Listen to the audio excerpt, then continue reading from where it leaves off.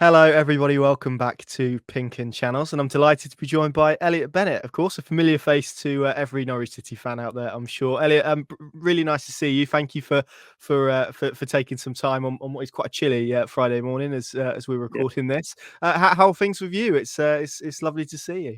Yeah. Firstly, thank you for having me on. It's always a pleasure to speak about my time at Norwich. Yeah, doing well. It's obviously retired life is very different to playing football, but no, I'm enjoying it so far and cracking on with my housing kind of projects that I'm trying to get off the ground. And yeah, just really enjoying something a bit different. But the lore and love of football will never leave. I'm sure you had loads of messages from Norwich City fans when you made your announcement of retirement and of all the other clubs you played for as well. How are you feeling a few weeks on from that? Is it a bit weird watching the football season go on and you not being involved in it? Or as you say, it's probably quite enjoyable to be able to crack on with other things at the moment? Yeah, I think match day is the hard day. When you see the match, you think, oh, you can't because you can't beat that feeling of being on a pitch and stuff like that. But then, I'm being able to, be more of a dad now. My son's really into football. My daughter is into like singing and dancing and things. So, I just get to do them kind of things really. And I had my first ever holiday in July a couple of months ago with my family, which was, strange because normally you're in pre-season and right in the thick of the running and things like that. So yeah, look, it is hard on certain occasions, but in the most part, I'm enjoying this kind of change. There's probably going to be times, in a month, as the months pass on that like I really, really start to miss it. But currently I'm enjoying doing other things and still getting my football fix, like I said, by watching my little boy and doing some commentary and things like that.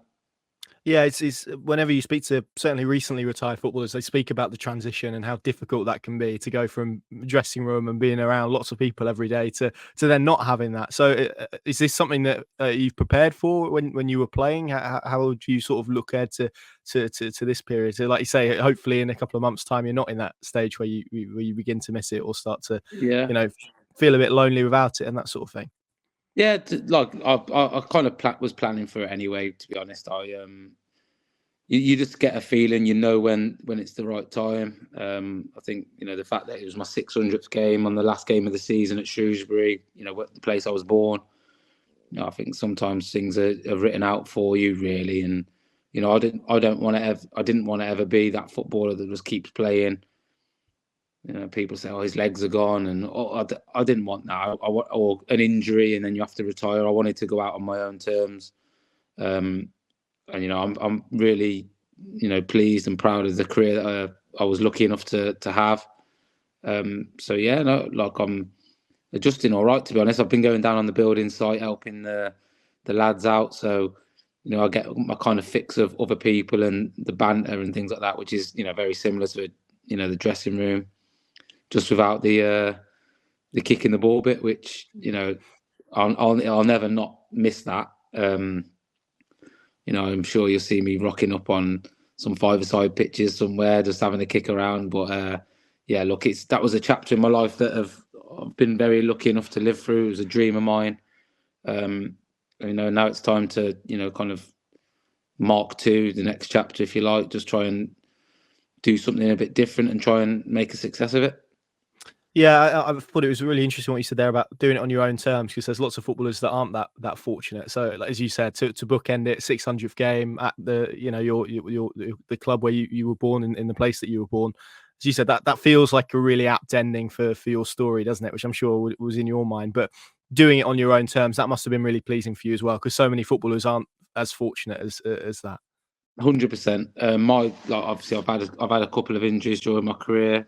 Obviously the big one at Norwich with my crew shirt. So yeah,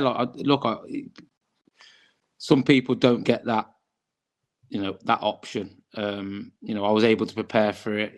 My family and my close friends all knew that was my intentions. Obviously, I know I've only recently announced it, but at the end of last season we'd spoke about it, and during last season I was thinking about doing it, and you know, it just so happened that the 600th game rolled round on the last day of the season at Shrewsbury. I think I had 47 tickets or something like that. You know what I mean? So, you know, family and friends were able to see me, and yeah, it looked like it was a special moment. I was able to, you know, celebrate and do it, you know, in a nice way. Where, like you said, some players don't get that you know, that option, unfortunately, and they have to retire due to, you know, a bad injury or something happening, and or even just a case of you not being able to get another club. You know, I'm happy with my career, as I said, and I'm happy with how I chose to end that chapter. You know, you go into football on your own, if you like. You know, I came out of it on my own terms as well, which was, you know, really pleasing. And just to reflect on your career as well, and sort of after you mentioned that walking into it by yourself, if you'd have told, you know, yourself at that stage, taking your first steps in, you know, in football, that you'd play in the Premier League, you'd you know, make over nearly 250 appearances in League One, nearly 200 appearances in the Championship, I think you'd probably have taken that, wouldn't you, at the start of your career as the end route? Yeah, I wouldn't have taken it. I'd have snapped your hand off. Yeah. Look, like I came into, you know, when you're a boy, you've got big dreams, big hopes, and then you go through the system and you're trying to be as good as you can. And, you know, look, I one thing I ever wanted to do was just play one professional football match. You know, obviously as things progressed, that your goals kind of change. But, you know, when I look back now and think, you know, I played at the highest level possible, which blows my mind still now, because I was never the best player. Just, you know, a bit of luck. Someone, you know, in Paul Lambert especially, that liked what I could bring to the football club and what he liked, what he saw in me. And yeah, very fortunate, as I said, to have reached those levels. And yeah, I just look back on it in real pride, really. And, you know, it still kind of feels surreal that I've achieved those things. Yeah, but we'll come on to the Norwich Bell at the moment. But of course, I've got to ask you in terms of what's next here. I know you've spoken about these housing projects. Is there a plan to go back into football and try and go into the coach? I know Bradley Johnson and whatnot has gone down that route. Are you sort of looking to follow a similar path, go slightly different direction? Not quite sure yet. Where are you sort of at with your plans? Yeah, slightly different. I'm hoping to, you know, stay in football in some capacity, whether that's like mentoring. I've spoken to a local club about, you know, perhaps like doing some ambassadorial stuff, and just trying to help. I like helping people, whether that's football. If I can add some, you know, some experiences that I've had to younger players, so that's kind of something that I'm interested in. And then I'm doing the commentary on the Shrewsbury games this season with the radio, and then BBC Radio Norfolk have also contacted me about doing some Norwich games in and around the Midlands, which would be, you know, an honour to sit and come and watch some of them games and commentate on them. So yeah, like I said, I'm quite relaxed at the minute. See, the housing kind of development takes up quite a lot of time, but yeah, I want to stay in football in some capacity. I don't think going down the coaching role would be for me in the professional game. But, you know, my brother's got a kind of coaching academy in the local area for younger kids, which, you know, I enjoy going down to, and I'm actually there tonight to go and do that. So yeah, that's probably as far as coaching would go for me, I'd imagine.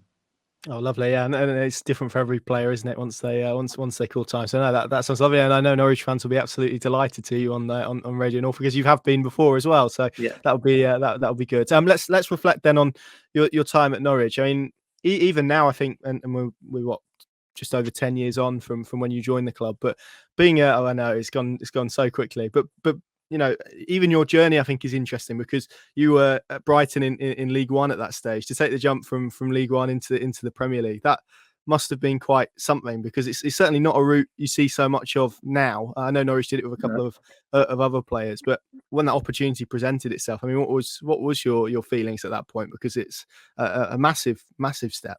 Yeah, excitement, surprised, pinch yourself, and then finally daunting, to be honest. As you said there, I was at Brighton for 2 years. Loved my time down there.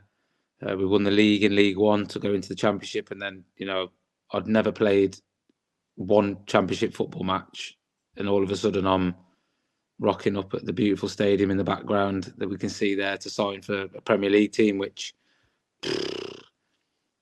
surpassed anything I ever thought possible for myself and my football career.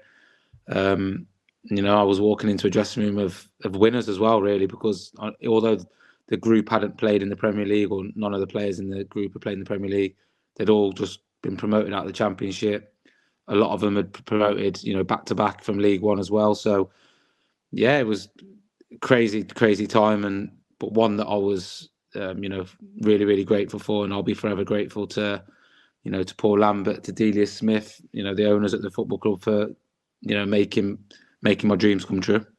Yeah, it was a real show of faith in you, wasn't it, as a player, to put, like you say, never played a Championship game, to say, actually, no, this guy's ready for the Premier League. And that kind of feels like something that Paul Lambert did really well at Norwich, to get a group together of people who maybe were not grateful, that's the wrong word, but really determined to do well because of the opportunity that the football club had given them, and almost sort of getting that mentality together in a dressing room seemed to obviously give you real success in the Premier League in that first season. Yeah, I think he's just a smart manager. Really good man management from him. As you said there, brought players in that had never experienced the Premier League, and I think got everything out of every individual possible to make sure we did well. We all had a point to prove. We were all, hungry, desperate to do well. And, if you look at that first season, I think some of the moments during that were special times. And, I think it was just the way that he dealt with us all, really, and gave us that inner belief that we deserved to be there. And, he often used to say about, don't worry about the cameras, don't worry about stadiums. The pitch is the same. The goals haven't changed since I was playing, and kind of everyone then kind of got on board with it. And then when we started to pick up results, you start to believe what he's saying. Do you know what I mean? And that was really, really powerful. And I think that's what helped a lot. Well, it helped myself, but it helped a lot of the boys that had probably looking at it thinking, "Do I deserve to be here?" Well, and that sort of leads on to my next question, because you spoke about it being daunting. Was there a moment for you where it's like, wow, I'm in the Premier League, I'm here? Is there one moment that really stands out as being that sort of point in your head? Yeah, Old Trafford. Early on in the season, I think we lost 2-0. We actually did really, really well, but that was the most daunting I've ever felt on a football pitch. Yeah. Like just walking out. My dad's obviously no longer with us anymore, but he was a massive Man United fan. So I had the emotion of like thinking, like my dad's watching his son at his football team at Old Trafford, 6,000 people, like, and I'm like, you stand in the corner of that stadium. Obviously, it's a bit down the tunnel, and you walk up, and you got that big mammoth stand opposite, which you try your best not to look up at, but as soon as you see it, you're like, oh no. And I'd say that was the moment I was like, wow, standing next to Rooney in the tunnel and all these players, you're thinking, how am I here? Kind of thing. So yeah, that was probably the moment for me. And as a group of players, I mean, it's interesting. You kind of spoke about the dressing room dynamic, but you look at some of the places you went and got results. Anfield, you obviously beat Tottenham, which we'll come on to in due course. I can't remember if you got close at Chelsea or you drew, but you definitely gave them a good game. And then that style of play, that fearlessness that you had, I think that's something that really stands out warmly to fans when they think back on that group of players that you were involved in. So can you pinpoint maybe why that was the case? Did that all come from sort of manager down and his approach to it because of some of the things that he was saying to you as you outlined earlier? Yeah, definitely. I think you only have to look at, obviously everyone knows about Paul Lambert's playing career, a boy out of Scotland goes and wins the Champions League and has to mark Zidane in the final. So if he can do it, and that was basically what he was trying to say to us, look, I probably didn't think that was possible for me either, but I've achieved it. And when you can see that someone's done something so incredible, and they believe in you that you can do it as a group, it gives you massive confidence. And I think we just played with a bit of a, if we're going to lose trying to win. Don't just come into the Premier League and be happy to sit back all the time, and you're going to get beat anyway. So you might as well have a go at trying to win, and who knows where it takes you. And I think the fact that we picked up some really good results early on, I think that gave everyone the confidence and the spirit. And obviously, you're going to take your knocks along the way during a Premier League season. We went to Man City and got beat heavily, got beat at home as well by not that you should accept that, but I think everyone would understand that it was always going to be a tough challenge. But we, like you said, we went to some amazing places and drew at Anfield, beat Tottenham. Obviously, we drew at Arsenal away at the Emirates, which that they're incredible things to do for a newly promoted team. It's not like it was always at Carrow Road and we're nicking a 1-0. We drew 3-3 at Arsenal with the likes of Van Persie on the pitch. You think incredible, and I think that was a lot down to the manager and the belief that he instilled in all of us. And just quickly on Paul Lambert, is it a shame to see the way that it's gone with Norwich fans with him? Because he's gone from, as you've mapped out, club legend, and I'm sure that period of time he'll always be reflected as that. But what's happened subsequently, and obviously moving to Ipswich and everything that happened in the derby, is it a shame that it's kind of panned out like that, given what he gave to the club during that period of time? Yeah, of course, but everything, time moves on, everything moves on. I think no one could look back at the time that he had at Norwich and not have massive respect for that period. Things happen afterwards, that are out of certain people's control. I think, would Paul Lambert like to still have that same connection with the Norwich fans? Probably, but things change, and in the cold light of day, when everything has settled down and 5-10 years have passed on, people remember the bit that League One promotion. Didn't he come in after he lost 7-1 to Colchester or something? That's right. Yeah. And then went bang, League One done, Championship done, Premier League 12th place finish. It's like the special kind of moment in time, but that's all it is. Things in football, kind of move very quickly, and it is a shame that things have happened since, but that's just life. Things happen. Indeed. Right. Let's speak about. I'm going to flash this picture up, which I'm sure is a very memorable day to you. And I always feel bad speaking to footballers about one game, because you said you had 600 of them. So just to speak about one game, it is one that is obviously hugely memorable to Norwich fans. Of those 600 games, I mean, that's got to be pretty close to being the best one, isn't it? That is the one. Yeah, that is number one. Obviously, I had promotion with Blackburn, promotion with Brighton. Obviously promotion with Norwich in the Championship playoff final, but that moment was almost like the one moment, or it took me to that long to realise that like I'm worthy of being a professional footballer, which might sound like crazy to say that, because I've played, obviously I think I played 200 games before that point, but for a long period in my career, I didn't see myself as a professional footballer. I was just, every day I was like kind of an imposter. I felt like an imposter. Like, how am I here? How am I with them? Why am I going here? Why am I playing against them? And that moment kind of was a bit of like a seal of not a seal of approval. It's hard to put into words what it was, but that kind of, I think you can see on my face that's a raw emotion of like, wow, I've done something that I never, ever, ever thought possible. And it's going to be on Match of the Day.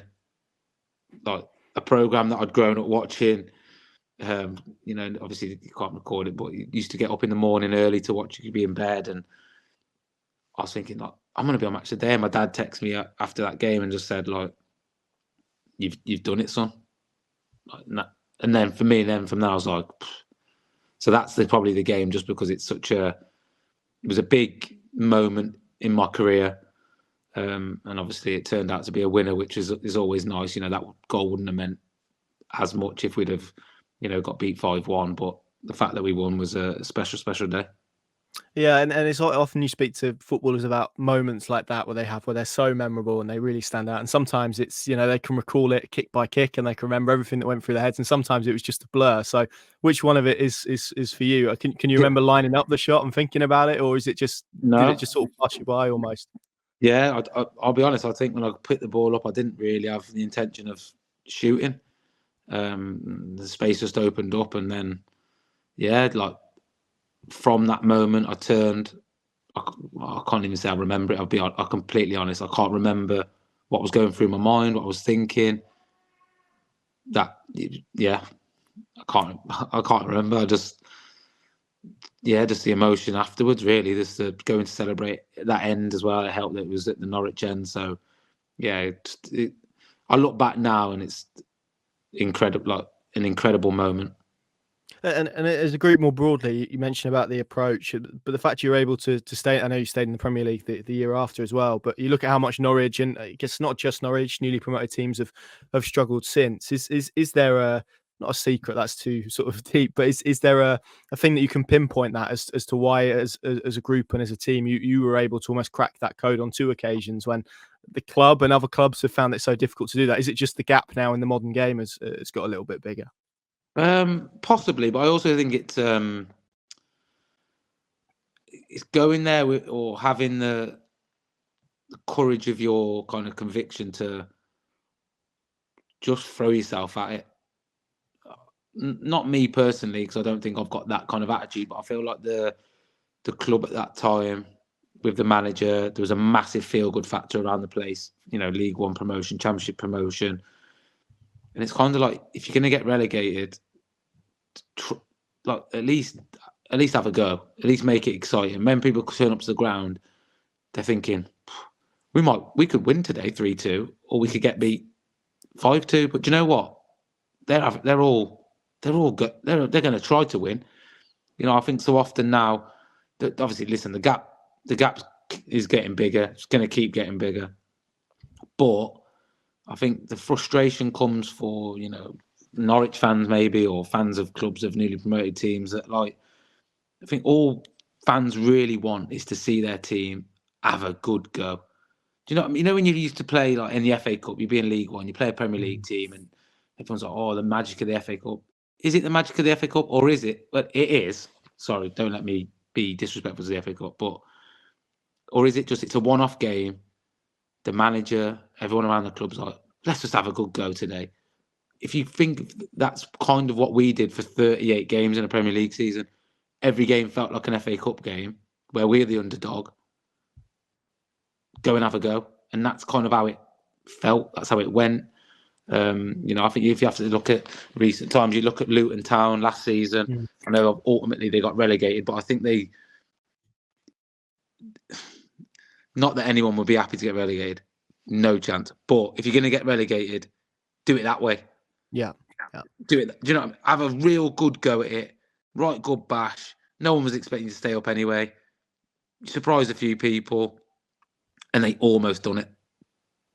Which is like you think about it, it's crazy, but they did it from a point of everyone respected the way that they tried to go about it. They played their way. They had a good go, and ultimately came up short because of the quality of the Premier League. But that's one of them things where you have to look at it and go, we tried our best. Well, I think the frustration from a lot of fans comes when they see a team that, like a Norwich team. Let's just go to Norwich for, what year was it? 16, 17, 18, one of them, where absolutely battered the Championship. I think I was there the day that you won the league, or with Blackburn, we came and the team was incredible. Way it played, Max Aarons, it was Buendia, so hard to play against, Pookie. But then you go into the Premier League and it's almost like playing scared. And I'm not saying the players were playing. It's easy to say when you're just watching, you're looking. I'm saying from a player's point of view of when I've played against that team in the Championship and then gone to watch in the Premier League, it didn't have the same feeling, which maybe is probably where the frustration comes from sometimes with supporters. Yeah, definitely. I think a lot of supporters will definitely resonate with what you've said there. And we mentioned the highs of your time at Norwich. Just to touch upon the low of it, that injury that you mentioned earlier on. I mean, what are your sort of reflections on that now? Is it one of regret? Because obviously, ultimately, you can't do anything about injuries, and they pop up when they pop up. But is there frustration at the time that it came, like you say, when you had the high and it was sort of during a real sort of upwards, when your career was on an upwards trajectory? Was it frustrating that it came at that stage of your life and your career? Yeah. Oh, there we go. We've got you back. Yeah, of course. Yeah, of course. It was bad timing, you could say, in terms of my career. But the fact that, look, a lot of players have had injuries. Many players get injuries. It was definitely the lowest point of my career. I can remember getting the news and just bursting out into tears. There would have been another. It was the first game of the season, so it would have been another season where I might have, made another 20, 30 Premier League appearances. But when I look back, like I was blessed, lucky to have played one Premier League game. As I said before, all I wanted to do is play one professional game at, League Two level, say. Fact of the matter is, I got injured, and I'll be forever grateful to Delia Smith and obviously Chris Hughton at the time, because I was no use to anyone, but they gave me a new contract that we'd been speaking about before, but they honoured that contract instead of saying, like, we'll wait till you come back. And I think, for me, that was, a massive thing I learned from as well, that, about by treating people right, eventually it comes back round. And, unfortunately the injury was that was my time to get an injury. And, but I'm so lucky that I managed to come back from it and, play as many games after that as I did. Absolutely. And just finally, in terms of the reflections, I've got to ask you about Wembley. And I know you didn't get on the pitch that day in terms of the actual game, but as a day and as an experience, I mean, that as you said earlier on, you've had many promotions. That must have been quite incredible to be a part of as that group, particularly the run that sort of preceded it and that you went on under Alex Neil at that stage. Yeah, one of the best days of my career, that. Because and again, it goes down to the fact that I'm about the team. Personally, obviously wanted to get on the pitch. Gutted I didn't, even touch the pitch for a minute, if you know what I mean, like as in playing time. But the fact that, I got to warm up at Wembley, go in the dressing rooms, and, we won the game so comfortably, promoted back to the Premier League. Like, yeah, I didn't play, but that was a special moment for the football club. Obviously Norwich have since had, a few promotions and things like that. But, if you ask anyone that was there on that day that, saw the other promotions as well, that going up that way, if you can guarantee you go up that way, it is the best way by a mile. Because that feeling of walking up them steps, one side of the ground's red in this case, and the other side's yellow and green, and you come out as a player, you're like, wow, this is incredible. One of the, a real special day. Obviously I didn't get on the pitch, but, so pleased that I was part of that group and got to experience such an amazing feeling. Yeah, and obviously throughout your career, as you say, you had other promotions. You had a wonderful spell at Blackburn, Shrewsbury as well, Brighton. You mentioned a lot of clubs that you've played for, but your relationship with Norwich still feels really special. It still feels like fans are really warm towards you and the contribution that you gave. So just in terms of that football club, can you try and put into words what it means for you and what it's sort of done for your life? You said made you a Premier League player, given you some wonderful memories. I mean, how do you sort of reflect on that club and everything that it's done for you in your life? I owe a lot to Norwich, a lot. The place, amazing. I mean, it's out in the middle of nowhere. It takes forever and a day to get there. But when you're there, so friendly, beautiful part of the world. I just warmed to the people straight away. I felt like I warmed to them, they warmed to me. I think they could see that I was so I felt so privileged to pull on that shirt and play in the Premier League for them. And I think that's where kind of the relationship kind of stemmed from, really. That I've like I said before, I'm not in this whole like footballers, and I'm a human being. I'm just fortunate enough to be able to play football, and the honour of representing all the clubs that I've had, representing all I've ever tried to do is be one of them on the pitch, to try and leave everything out there, whether I'm good, bad, or indifferent. When I come off that pitch, I've tried to give everything. You can have a bad game, but you can't not try. And I think that's what fans of football clubs want, and I think that's why the Norwich fans kind of warm to me. We've got a connection because, as I said, I'm just a council estate kid that had the privilege of living out a dream. Yeah, and I think you could definitely see that every time you're on the pitch for everybody. But yeah, definitely can speak to that at Norwich. Just finally, then let's sort of get your thoughts on where Norwich are at the moment, because it's an interesting time at the club. Summer, new head coach, obviously gone in a slightly different direction in terms of their recruitment. Nobody needs to tell you how difficult the championship is. What do you make of it all, watching on from afar? I know you've still got a couple of friends in that dressing room that you've sort of played with and whatnot. What do you make of everything around the club at the moment? I think it's like you said, it's a transitional period. I think the club had so many years of kind of dominating the championship, going to the Premier League, coming back down. Now we're going back up again. And with that, obviously, you get the kind of really exciting championship winning thing, and then you go in the Premier League and it's hard and you get relegated, but then we're going to bounce back. Obviously, that's only sustainable for so long, and I think the fact of the matter is, the club lost during that time some big key players that were massive parts of the reason why the club did that, and then obviously then you're looking for, well, if we lose that person, how do we replace them? Maybe that's not been done perfectly. But, every club goes through periods and moments in time where, I think it was 10, 15 years ago, West Brom were that team, up, down, up, down, up, down. Then they have a little transitional period where they're not kind of flirting with going up again. Transitioning, and then now they've come, they look like they've come out the other side and are going to be a strong outfit this season. And I just think it's moments in time. All football clubs have them, and hopefully Norwich can see that transition happen quicker and more smoothly than maybe some of the other clubs. And Norwich is a big football club. People would be, a lot of players would love the honour of playing for Norwich, and that's always going to have its attractions and to attract good players. Yeah, and two specifically, I wanted to ask you about Grant Hanley and Shane Duffy. I'm correct in saying you played with both of those at Blackburn. One of those, yeah, both of them, yeah.